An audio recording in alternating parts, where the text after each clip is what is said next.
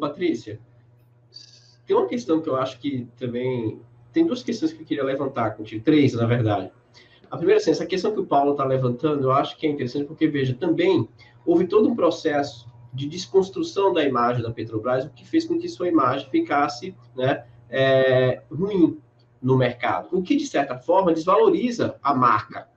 O que também, por outro lado, facilita o seu processo de desmonte, como também legitima, de certa forma, a sua entrega para o capital internacional, por causa do que o Elias colocou do discurso da corrupção, né? E logo depois eu vi que quando se abre licitação para outras empresas prestar serviço para a Petrobras, todas elas também tinham um processo por irregularidades e por questão de corrupção em outros países. Esse é um ponto. O segundo eu queria que você explicasse um pouco sobre a questão do fundo social, né? Porque eu vi que parece que foi aprovado no Senado o fim ou uma nova forma de redistribuição, né, da partilha dos recursos arrecadados pela União com o pré-sal. Eu queria que você explicasse um pouquinho isso. E terceiro ponto, você acha possível, né, em um novo governo, vamos supor que a próxima eleição ganhe um governo progressista, né, reconstruir a Petrobras? Ou você acha que a destruição é tamanha que é difícil viabilizar como um grande ator protagonista do desenvolvimento, como ela estava sendo nos últimos anos? É uma pergunta, difícil essa. Eu vou tentar responder essa pergunta primeiro, e vou te dizer assim, de antemão, sobre o fundo, eu não tenho acompanhado o que começou a acontecer depois do governo Temer, porque eu fiquei, assim, muito focada na sessão onerosa.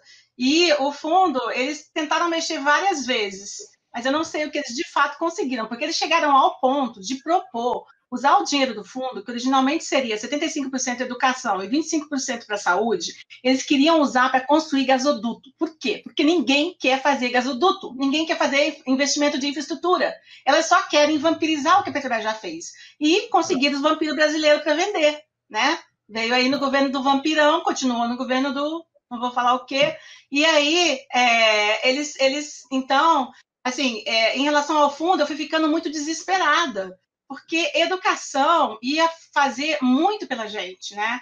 Eu fui da Petrobras na época que tinha pouca mulher, né? Eu fui a única mulher num setor profundamente masculino, por isso eu adorei o Girls aí. Aliás, durante muitos anos... Você é a primeira mulher a ser recebida aqui no Conexão Xangai também. Ai, que legal!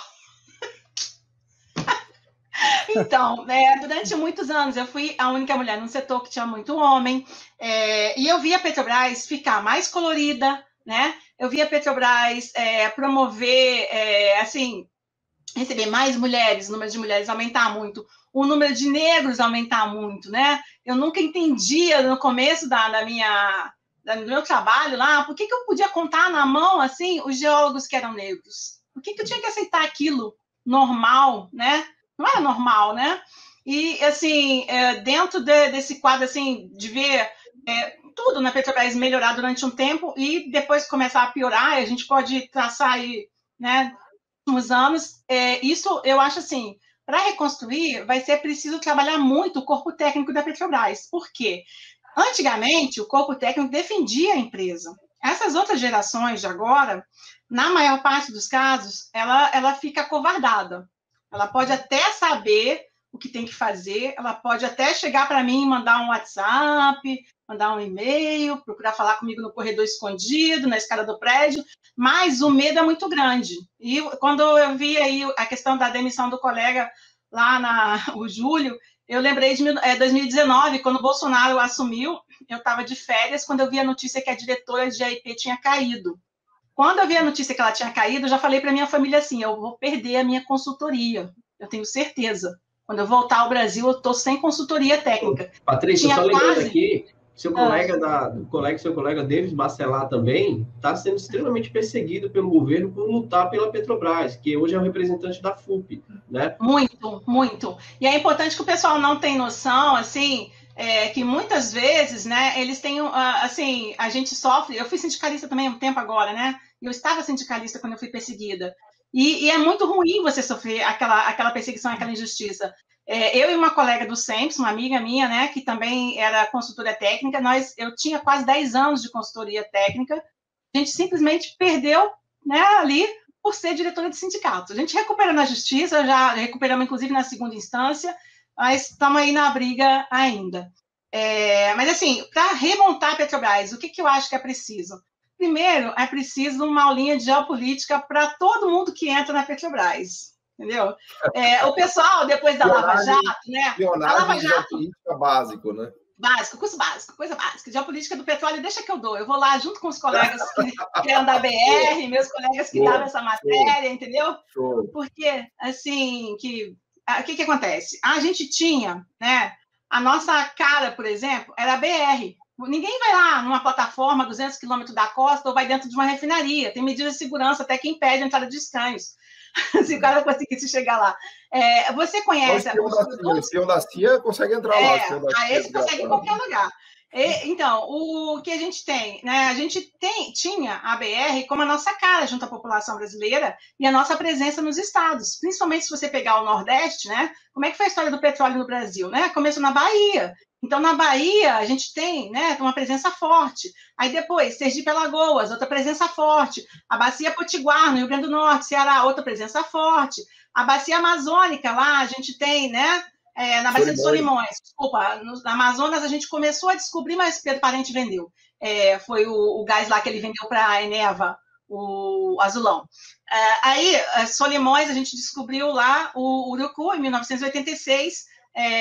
Quando descobriu, fez logo uma carta compromisso de meio ambiente, né, a Carta de Manaus. Então, a Petrobras assim, sempre procurou agir de uma forma no Brasil diferenciada, porque ela veio para ficar, ela é uma empresa estatal que foi criada com um cunho desenvolvimentista, que ela pode não ter hoje em dia, mas foi criada com isso, tinha esses objetivos, né, e tinha esse compromisso, e um compromisso que ela sempre cumpriu com a população brasileira. Então, a Lava Jato, quero usar essa ponte, porque a Lava Jato foi fundamental para destruir essa imagem da Petrobras e colocar na cabecinha do pessoal que só assiste a Rede Globo que a Petrobras e a corrupção... Lá tem um programa excelente também, chama Manhattan Connection, um programa fantástico.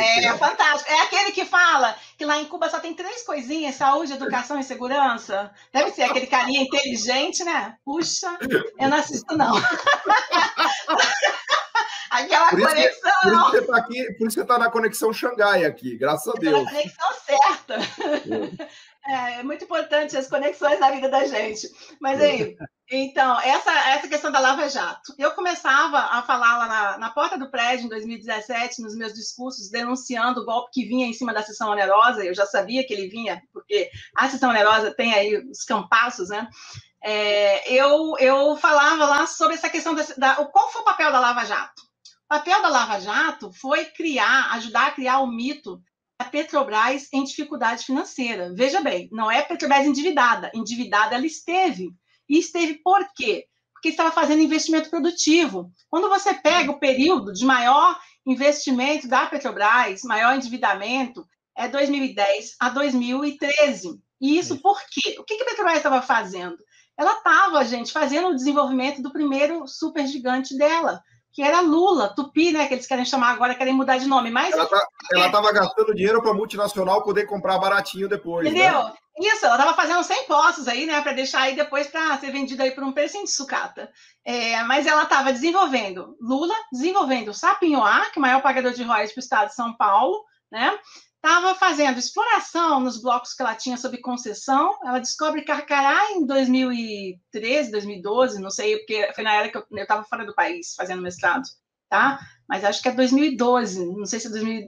Ela estava fazendo exploração. Você falou assim, que a Petrobras banca o risco. Ela banca o risco. Quando ela pegou a sessão onerosa, só tinha um poço perfurado. Da mesma forma que foi perfurado Libra, né? No bloco que deu origem ao Campo de Mero, foi perfurado o Poço Franco no bloco que deu origem ao Campo de Búzios. A grande sorte que a gente teve naquele leilão famigerado foi o seguinte: o contorno da estrutura de Libra era um contorno maior, marcava um volume maior, e a ANP fez um cálculo de 25 a 40 bilhões de barris de petróleo ali, e aí pegou aquela área e botou para o sacrifício do cordeiro.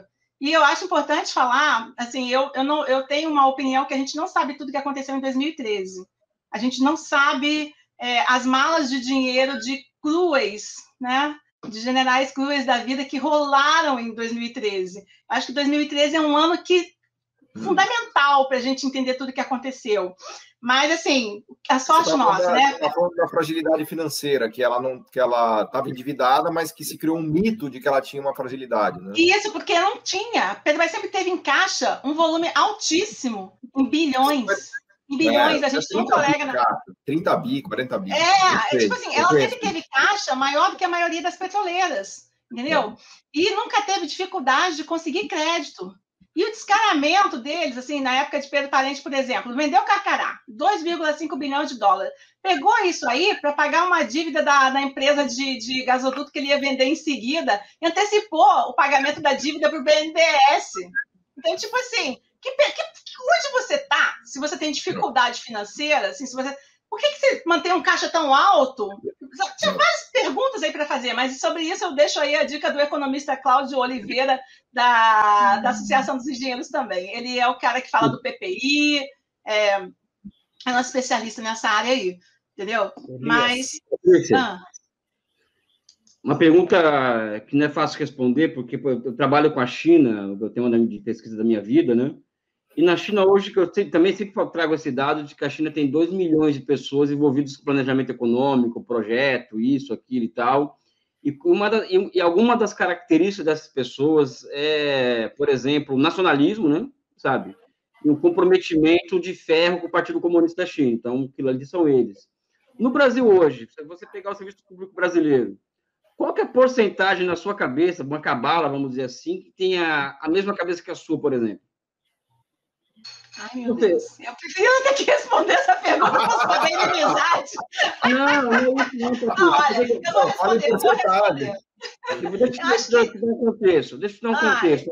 Eu tenho uma cabala na minha cabeça de que nós temos que preparar o país para receber imensos investimentos chineses em infraestruturas. Então, para isso, nós precisaríamos, na minha cabeça, de 200 mil pessoas, entre engenheiros, geólogos e economistas voltados a grandes projetos, para administrar grandes projetos, né? Enfim, isso aí não é uma brincadeira, isso é que eu estou dizendo, né? A pergunta é bem objetiva, ou seja, quantas pessoas, qual a porcentagem do serviço público que você, pode ser um microdado, assim, que você tem acesso, que tenha não só seu preparo técnico, porque aí é outro nível, vamos dizer assim, né? Mas a tua cabeça nacionalista, patriótica, esse grau de consciência nacional, sabe? Isso aqui me preocupa muito mais do que vai voltar ou não a Petrobras, sabe? Porque se a gente não mudar a cabeça do servidor público para formar mais Jesus Soares Pereira e Inácio Rangel, que foram as duas pessoas que escreveram a lei de criação da Petrobras e Eletrobras, tem muito para onde ir também, né? Enfim, como que você vê isso daí? Qual que é do que você conhece? Qual que é a galera que pensa como a gente? Enfim. Então, olha, eu chamaria os velhos. O que acontece? Eu cheguei a falar um pouco sobre isso, que nos 2 momentos onde a Petrobras esteve sob ataque, quem defendeu a Petrobras foi o corpo técnico.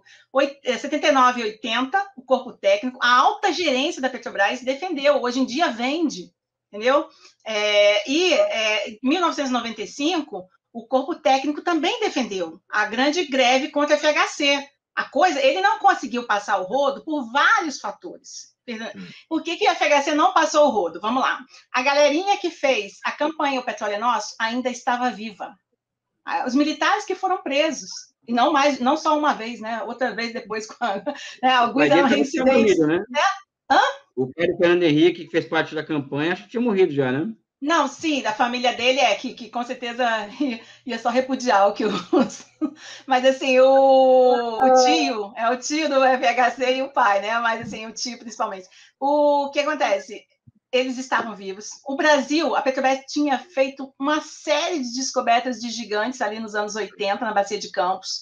O pessoal na Petrobras era extremamente ligado nessa defesa da companhia. Meu pai mesmo, durante todo o processo da Constituinte, ele atuou na AEPET, junto com o Fernando Siqueira, que foi nosso presidente da AEPET, que foi deputado também, e atuou junto com o Fernando Siqueira. Eles iam para Brasília, eles iam de gabinete em gabinete, mostrando um pouco dessa empresa, entendeu? Então, assim, quando você pergunta para mim, hoje em dia, quantos eu acho que são, eu diria o seguinte: o funcionário da Petrobras, o petrofísico, o engenheiro, qualquer funcionário que você pegar, tem uma grande chance de você pegar uma pessoa altamente capaz do ponto de vista técnico.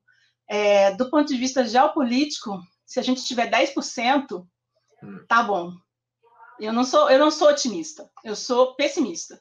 Mas é o grande problema do Brasil, né? Não é da Petrobras, o Brasil inteiro está assim, né? Por isso que a gente está nessa situação de lástima, né, Elias? Eu sou pessimista.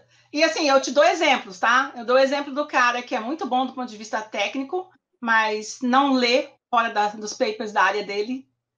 Não dá. Não fala o nome dele, não. Não fala o nome dele, não, que vai ser e assim, e o cara também que não abastece o carro dele no posto Petrobras. Como é que o cara é funcionário da Petrobras e não abastece o carro dele no posto da Petrobras? Entendeu? É complicado. Eu acho isso muito complicado. Assim, eu acho que quando você veste a camisa, ainda mais se a gente está dentro, a gente conhece a tecnologia da produção do combustível Petrobras lá do CENPES, né? Na época que a Petrobras estava produzindo combustível para a Williams, por exemplo, a Petrobras, né? Você pode, assim, são coisas que você, como funcionário, você tem acesso. Mas eu vejo hoje em dia, e eu vejo as notícias importantes de antigamente, no site interno lá, e quantas pessoas curtiram aquilo ali? Quantas pessoas leram aquilo ali? Quantas pessoas deram uma paradinha para ver? As pessoas não leem o balanço da companhia. Entendeu? E assim, aí juntou isso com a mentalidade daquela galera que compra meia dúzia de ação da Petrobras e se acha um grande investidor da Bolsa de Valores, entendeu? E aí o cara começa a ter uma vida dupla. Ele tem essa dualidade. É complicado demais. O problema nesse caso é ele achar que destruir ou fragmentar a empresa vai fazer com que ele ganhe mais no longo prazo. Né? Então, a pessoa que é investidora, que está comprando a ação da empresa, isso nesse caso sou eu comprei a ação da Petrobras, eu não vendo. Eu já tenho lá há anos, porque eu confio que a empresa vai passar por esse momento difícil. Nunca fiz qualquer processo de especulação com a Petrobras, porque para mim é isso. Já perdi dinheiro, voltei a ganhar, perdi de novo. Mas para mim não faz sentido você ser acionista da empresa, efetivamente, quem conhece o que é a Petrobras, e apoiar a fragmentação dela, apoiar a total desconstrução, que só pode ocorrer se você não entende tudo o que é a Petrobras, que ela é estratégica. E eu quero deixar bem claro para todo mundo que está assistindo, pessoal, toda vez que você vai discutir sobre setor estratégico, você está discutindo geopolítica. Então não tem como ligar qualquer área que é sensível para a soberania de qualquer país e não discutir geopolítica. E é isso que a Patrícia está colocando aqui para a gente de maneira muito clara. Ela adiciona um elemento que ela não deixou bem explícito, nítido, mas que eu vou reforçar, que sabe aqueles países que deram errado? Tipo Dinamarca, Suécia? Noruega. Sabe o que ocorre? Noruega. Sabe o que ocorre muito nesses países? É o que a Patrícia exemplifica aqui muito bem, a chamada transferência intergeracional de emprego. Então, a Patrícia teve um pai que trabalhou na Petrobras, é isso, Patrícia? Tive. Isso ocorre nos países desenvolvidos, porque a empresa, o corpo técnico, os trabalhadores, eles criam uma consciência sobre o que a empresa deve fazer. E aí saíram estudos recentemente que mostram que quando os trabalhadores têm maior participação nos rumos da empresa, adivinha o que acontece? Elas sofrem menos especulação, muito embora elas tenham dinheiro, né, ações abertas nas bolsas de valores, elas investem mais, elas geram melhores garantias de treinamento, de emprego, de melhoria dos seus funcionários e lucram tremendamente. E aí eu quero deixar aqui um alô para minha orientanda, Daphne Americano, que ela é colega da Patrícia, lá na Petrobras, e ela está terminando agora a dissertação de mestrado dela sobre a Petrobras. E a gente foi justamente identificar o processo de financiarização que a Petrobras sofre, e adivinha o que os dados mostram? Que depois de 2014, todos os indicadores que antes a Petrobras era ilustre em demonstrar uma empresa que tinha visão de longo prazo, começa a ficar com o horizonte cada vez mais estreito, olhando apenas para quem? Para esse grupelho de pessoas que olha para a Petrobras como uma oportunidade de apreciação dos seus ativos financeiros, o chamado, né, acionista minoritário. Isso está exposto na missão da Petrobras a partir de 2016, está exposto no quanto a Petrobras tem gastado a menos em treinamento dos seus funcionários, quanto a menos ela está investindo e assim por diante. Então me deixa, assim, realmente, eu fico muito frustrado quando eu vou conversar com as pessoas que não entendem o que é ter uma empresa do porte da Petrobras, com funcionários maravilhosos como vocês, hiper qualificados, que vem aqui, dão um show para a gente, dão uma aula, e ainda assim olham para essa empresa como se ela fosse uma vendedora, né, qualquer de pão, para usar o exemplo que o Paulo adora, né? Como se ela fosse uma padaria. Não entendem tudo o que está por trás.